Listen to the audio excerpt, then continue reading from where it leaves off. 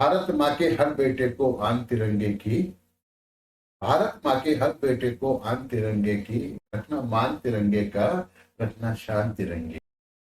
नंदन करता हूं साथियों। आज की ऑनलाइन क्लास में हमारा जो टॉपिक रहेगा वो रहेगा अर्थशास्त्र का परिचय। इससे पूर्व भी ये टॉपिक हम बुला चुके हैं, लेकिन उसमें जो हमारी वॉइस है वो क्लियर ना होने के कारण आपको शायद उसमें कुछ प्रॉब्लम रही हो। पिछले वीडियो में जो आवाज संबंधी परेशानियां आपको आती रही है वो इस वीडियो में नहीं आएंगी, और इसी उद्देश्य को लेकर हमने कहा कि इस वीडियो को फिर से दोबारा से बनाते हैं। आइए शुरू करते हैं आज की अपनी ऑनलाइन क्लास, जिसका शीर्षक है अर्थशास्त्र का परिचय। साथियों, अर्थशास्त्र मनुष्य ज्ञान की वह शाखा है जिसमें व्यक्ति अपने सीमित साधनों से अधिकतम आवश्यकताओं की पूर्ति हेतु यानी प्रयास करते हैं। वो धन कमाते हैं, उस धन को व्यय करते हैं और उससे अधिकतम संतुष्टि अर्जित करने का प्रयास करते हैं। अर्थशास्त्र दो शब्दों से मिलकर बना है, एक है अर्थ, दूसरा है शास्त्र। यानी अर्थशास्त्र दो शब्द, अर्थ प्लस शास्त्र, दो शब्दों से मिलकर बना है। अर्थ का जो अर्थ होता है, जो मतलब होता है, वह है धन, और शास्त्र का जो मतलब होता है उसको हम कहते हैं किसी भी विषय का वैज्ञानिक अध्ययन। यानी शास्त्र का तात्पर्य है वैज्ञानिक अध्ययन। तो इस प्रकार अर्थशास्त्र का अध्ययन होता है, धन का वैज्ञानिक अध्ययन अर्थशास्त्र का मतलब। ठीक है। अंग्रेजी में इसको इकोनॉमिक्स बोलते हैं, जो दो शब्दों से मिलकर बना है। एक है ओइकोस या इकोस, धन, नेमिन। इकोस का अर्थ हुआ घरेलू और नेमिन का अर्थ हुआ बंद, अर्थात घरेलू प्रबंध। ये प्रत्येक ग्रस्त को करना पड़ता है। प्रत्येक ग्रस्त के जो साधन होते हैं सीमित होते हैं। वो अपने जैसे उसका कपड़ा हुआ, जैसे उसका अन्न हुआ, जैसे उसकी आय हुई, सब सीमित है। तो सीमित आय से वो अपने अनंत आवश्यकताओं को पूरा करने का प्रयास करता है। तो उसको जो है एक प्रबंध जो है वो करना होता है। इतनी अधिक परिभाषाएं हो गई है, परिभाषाओं की इतनी अधिकता हो गई है कि Barbara Wootton, professor J.M. Keynes, Jacob Viner इत्यादि अर्थशास्त्रियों ने भिन्न भिन्न बातें इन परिभाषाओं को लेकर की हैं। जैसे बारबरा बूटन ने लिखा है, जहां कहीं 6 अर्थशास्त्री अकृतित होते हैं वहां उनके द्वारा प्रतिपादित अर्थशास्त्र की 7 परिभाषाएं होती है। अर्थात अर्थशास्त्री 6 और परिभाषाएं 7। समझ गए ना? यानी एक अतिरिक्त परिभाषा और आ जाती है। वो कहां से आती है? 6 परिभाषा तो 6 यानी अर्थशास्त्री अलग अलग दे रहे हैं, और 7वीं जो परिभाषा होती है उन सबकी परिभाषाओं का निष्कर्ष होती है। ठीक है।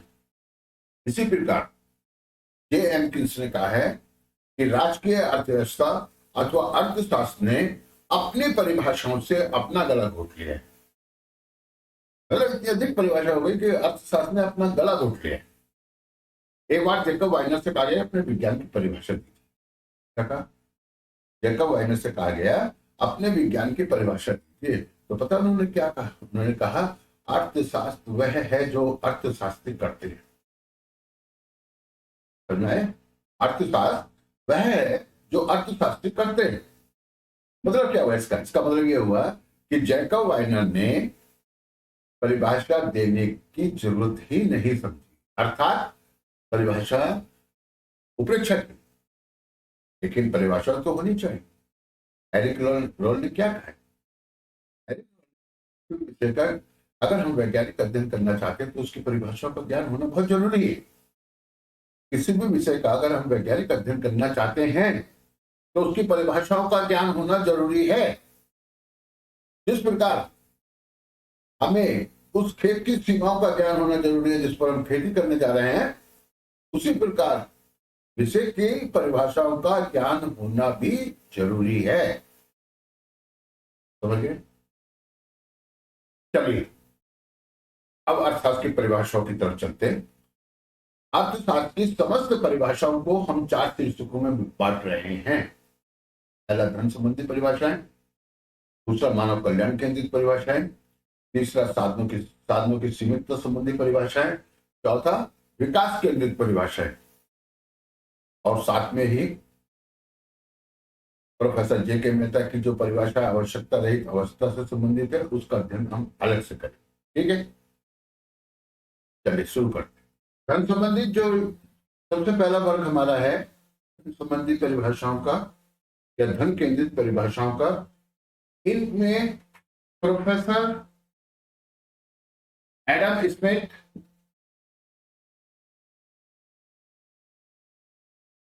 का नाम प्रमुख है। प्रोफेसर एडम स्मिथ की जो पुस्तक है an inquiry into the nature and cause of wealth of nation, यानी राष्ट्रों के धन के स्वरूप एवं कारणों की खोज, इस पुस्तक का प्रकाशन 1776 में हुआ था। एन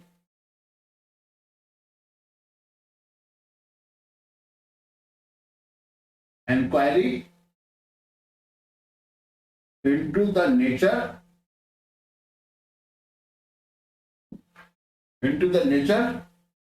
एंड causes of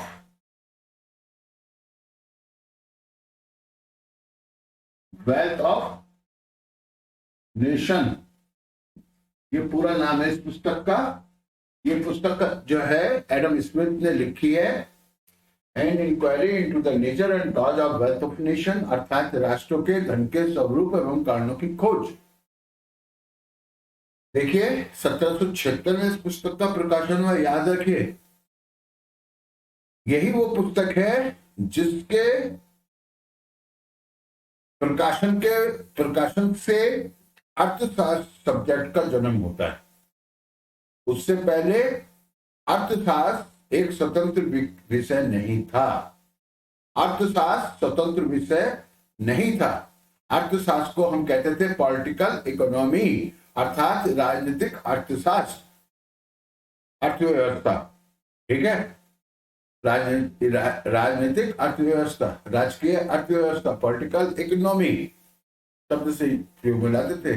लेकिन क्योंकि मार्शल की एडम स्मिथ की ये पुस्तक है inquiry into the nature and cause of wealth of nation, 1776 में ये पुस्तक प्रकाशित हुई है और इस पुस्तक के प्रकाशन के साथ ही अर्थशास्त्र का जन्म हुआ है।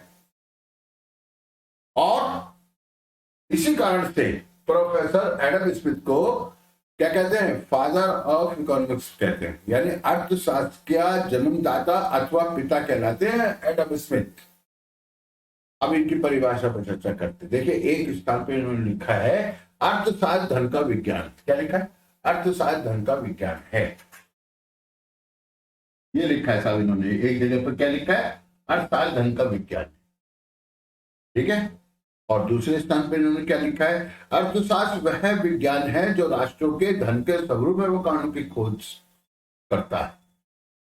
ठीक है, अर्थशास्त्र वह विज्ञान है जो राष्ट्रों के धन के स्वरूप एवं कारणों की खोज करता है। याद कर लीजिए। प्रोफेसर जेबी से वाकर सीनियर, जो कि एडम स्मिथ के शिष्य हैं, इन्होंने भी अर्थशास्त्र को धन के विज्ञान के रूप में परिभाषित किया। क्या कहा है इन्होंने कहा है, जेबी ने क्या कहा है? अर्थशास्त्र ज्ञान की वह शाखा है जो धन से संबंधित। ठीक, वाकर ने क्या कहा है? अर्थशास्त्र वह विज्ञान है जो धन अथवा संपत्ति की विवेचना करता है। ठीक है, और सीनियर ने क्या कहा है?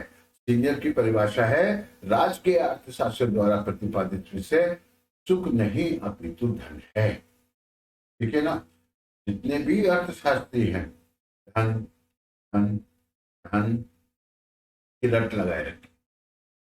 ठीक है, अर्थात इन सारे अर्थशास्त्रियों ने धन पर आवश्यकता से अधिक बल दिया है।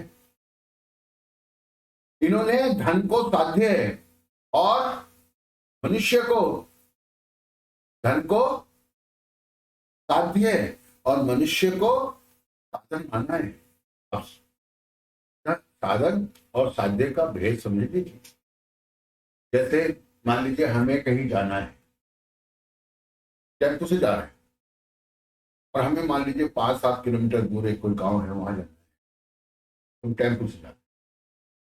तो टेम्पो हमारे जाने के लिए साधन है और हम साध्य हैं क्योंकि हमको जाना है। अगर टेम्पो साध्य बन जाए और हम साधन बन जाएं तो इसका मतलब यह होगा कि टेम्पो को वहां जाना है और हमें लेके जाना है, यानी हम टेम्पो को सिर पर उठा के वहां ले जाएंगे। अब यह है ना कि धन हमारे लिए या हम धन के लिए, मतलब अगर धन हमारे लिए है तो वो साधन है, ठीक है, और यदि हम धन के लिए हैं तो वो साध्य है। जब इन्होंने धन को साध्य मान लिया, उद्देश्य मान लिया, तो क्या हुआ? 8-8 घंटे की जगह मजदूरों से 18-18 घंटे उद्योगपतियों ने, व्यवसायियों ने, उद्यमियों ने कार्य करवाया, और 8 घंटे की मजदूरी थी, 10 घंटे की मजदूरी उनकी हड़प ली, शोषण हुआ। एक और बात, इन्होंने एक ऐसे मनुष्य की कल्पना कर ली जो यानी आर्थिक है, अर्थात जिसका प्रत्येक कार्य स्वार्थ से प्रेरित होकर, यानी धन के इच्छा से प्रेरित होकर संचालित होता है। क्या समाज में ऐसे ही होता है कि प्रत्येक व्यक्ति धन के लिए जीता, धन के लिए मरता? धन ही नहीं ना, करुणा है, दया है, त्याग है, बहुत सारे गुण हैं, मानवोचित गुण हैं। अगर हम आर्थिक मनुष्य बन जाएंगे तो हम मुंशी प्रेमचंद की कहानी में वो डॉक्टर चड्ढा है ना, जो मांत्रिक के बेटे को देख ही नहीं रहा है, खेलने जाना है, उसे पैसे से मतलब है, जानता है कि बुढ़ा कुछ नहीं दे पाएगा, खेलने जाना, चला जाता है खेलने, उसका पुत्र मर जाता है, तो वो तो एक आर्थिक मनुष्य हो गया ना, समझ गया ना, आर्थिक मनुष्य। डॉक्टर के पास मरीज जा रहा है, डॉक्टर कह रहा है पहले फीस दे तब देखूंगा, उसका उद्देश्य तो आर्थिक हो गया ना, वो यानी कि एक आर्थिक मनुष्य हो। तो ये भी, इन्होंने भी एक आर्थिक मनुष्य की कल्पना कर ली जिसके सारे कार्य धन से संचालित। समझ गए? जो परिभाषा इन अर्थशास्त्रियों ने दी उसमें धन को भी संकीर्ण अर्थ में इन्होंने प्रयोग भी किया। इन्होंने केवल भौतिक वस्तुओं को धन माना, जैसे चीनी है, चावल है, घी है, साबुन है इत्यादि, कपड़े हैं, इनको धन माना, और सेवाओं को धन में सम्मिलित नहीं किया, जैसे डॉक्टर की सेवाएं, नर्स की सेवाएं, वकील की सेवाएं, ठीक है। तो धन को भी संकीर्ण अर्थ में इन्होंने यूज में लिया है। बस न्याय धन पर आवश्यकता से अधिक जोर दिया इन्होंने, और इसी का परिणाम हुआ कि किसी ने इसको कुबेर की विद्या कहा, अर्थशास्त्र को, किसी ने इसको रोटी मक्खन का शास्त्र कहा, कलाइल रोटी मक्खन का शास्त्र, और किसी ने इसको घृणित विज्ञान कहा। जब इस प्रकार की आलोचनाएं अर्थशास्त्र की हो रही थी तब प्रोफेसर मार्शल ने अर्थशास्त्र को एक नवीन दृष्टिकोण में परिभाषित किया, जिसका नाम है कल्याण केंद्रित दृष्टिकोण, या कल्याण से संबंधित परिभाषा है, या मानव कल्याण केंद्रित परिभाषा। आइए अब प्रोफेसर मार्शल की परिभाषा पर विचार करते हैं। प्रोफेसर मार्शल ने मानव कल्याण केंद्रित रूप में मानव कल्याण केंद्रित परिभाषाएं या मानव कल्याण संबंधी परिभाषाएं, तो प्रोफेसर मार्शल ने परिभाषित किया मानव कल्याण के रूप में। उनकी जो पुस्तक है, जिनका प्रकाशन 1890 में हुआ था, 1890 में, 1776 एडम स्मिथ, 1890 कौन, मार्शल की पुस्तक, क्या नाम था, प्रिंसिपल ऑफ इकोनॉमिक्स, अर्थशास्त्र के सिद्धांत, अर्थशास्त्र के सिद्धांत, ये पुस्तक है किसकी, मार्शल की।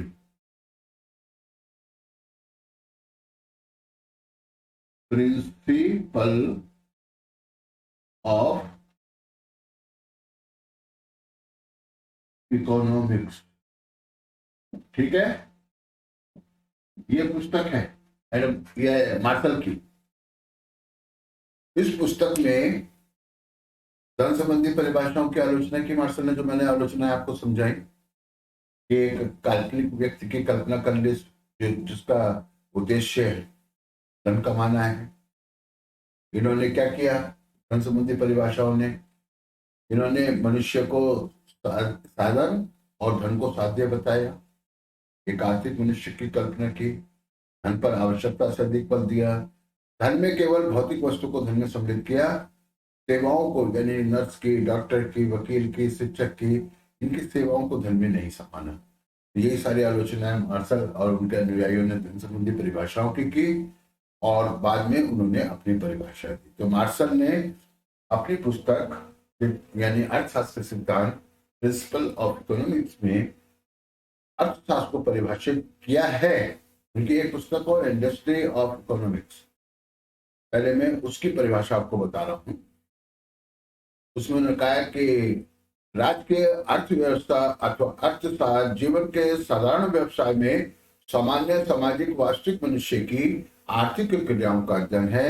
यह बताता है मनुष्य किस प्रकार धन कमाता है और किस प्रकार उसे व्यय करता है। एक और तो ये मनुष्य की आर्थिक क्रियाओं से संबंधित है, दूसरी ओर जो अधिक महत्वपूर्ण है, मनुष्य के अध्ययन का एक भाग है।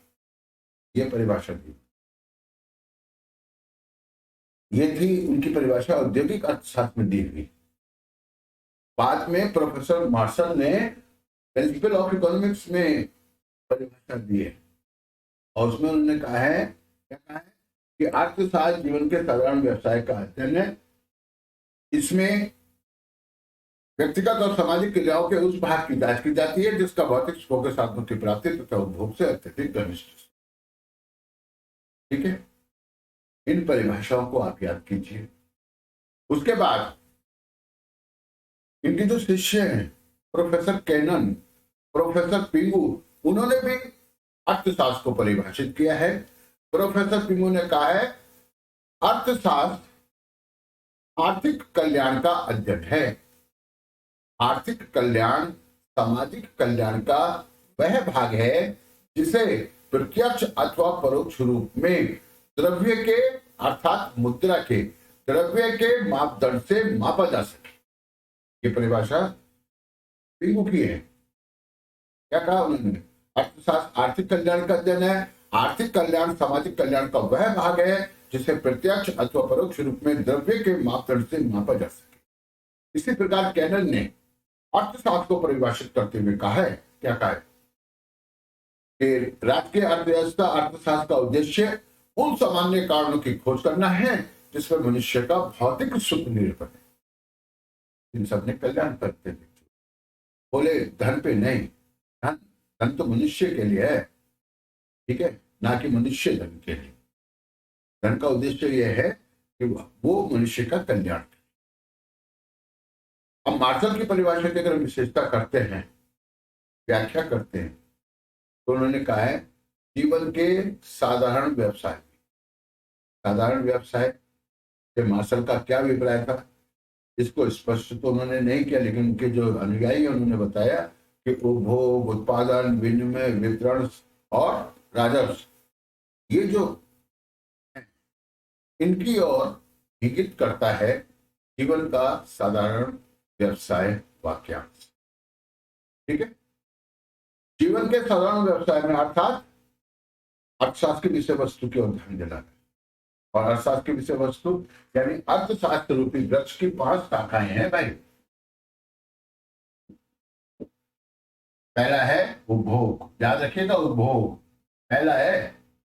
दूसरा है उत्पादन, तीसरा है विनिमय, इनको इसी क्रम में याद रखना भैया, सब इसी क्रम में याद रखेंगे।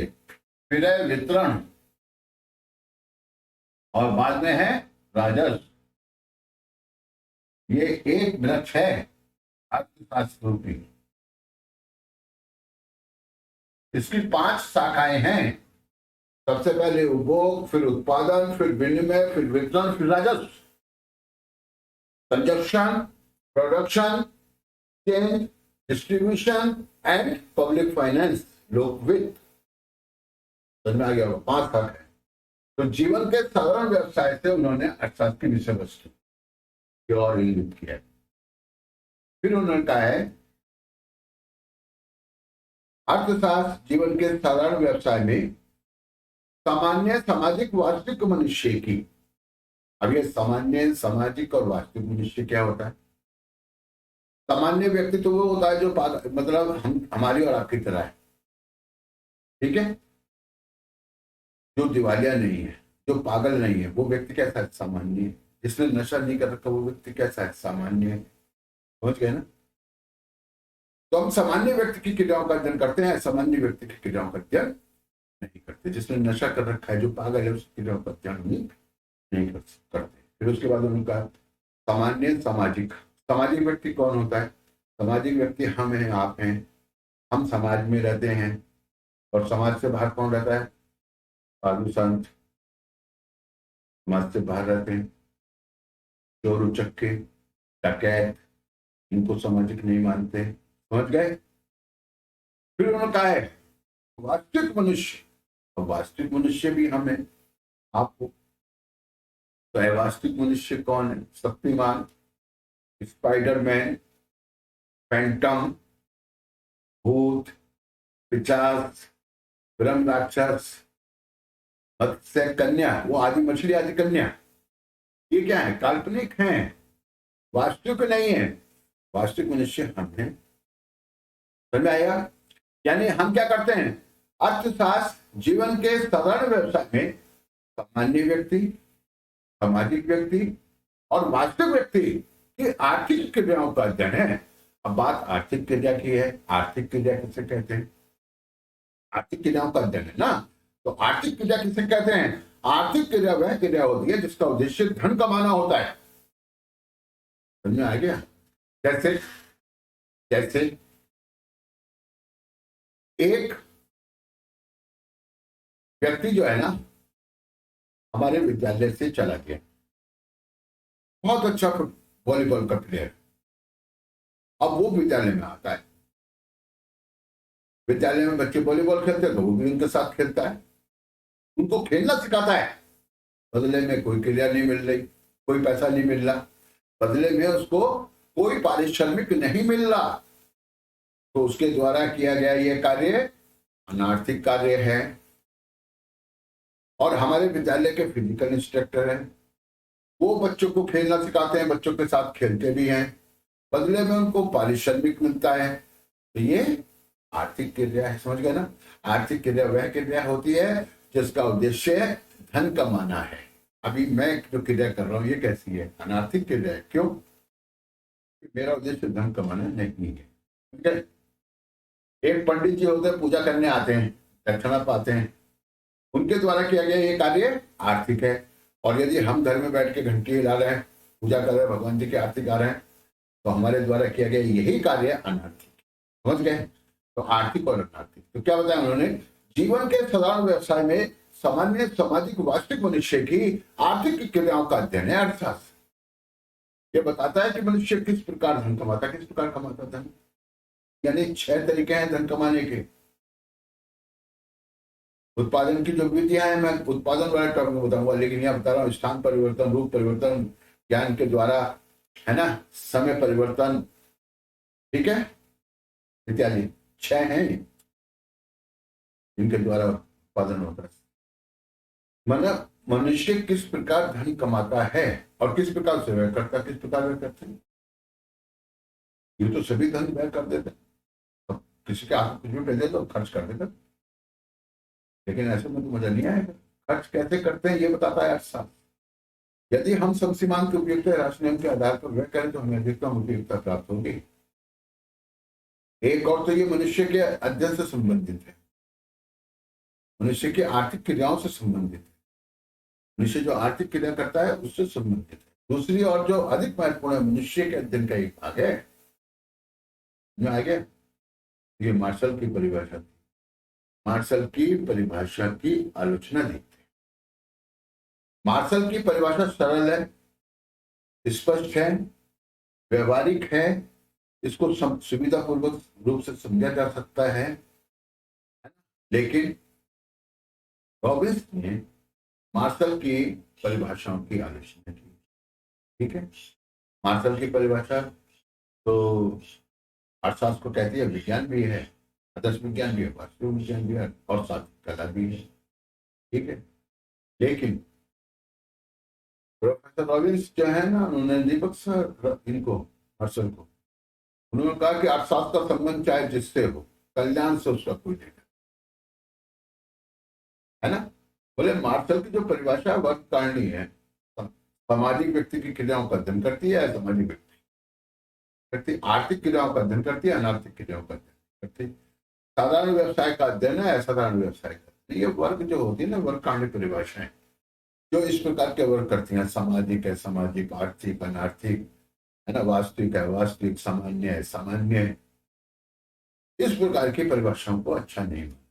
ठीक है, साथ ही रॉबिन्स ने कहा कि अर्थशास्त्र में हम प्रत्येक व्यक्ति की आर्थिक क्रियाओं का अध्ययन करते हैं। सभी व्यक्ति की क्रियाओं का अध्ययन होता है, चाहे वो समाज में रहता है अथवा समाज से बाहर। और यही नहीं, उन्होंने यहां तक कहा कि मतलब कल्याण से कोई लेना देना नहीं। बहुत सी वस्तुएं ऐसी होती हैं जो अर्थशास्त्र के अध्ययन में जिनका अर्थशास्त्र में अध्ययन होता है, लेकिन वो कल्याण नहीं करती, अकल्याण करती। जैसे शराब है, नशीली दवाइयां वगैरह, नशे संबंधी चीजें कल्याण काम करती हैं तो समाज को हानि पहुंचाती है। उन्होंने कहा कि अर्थशास्त्र जो है विशुद्ध विज्ञान है, विज्ञान है, इसका जो है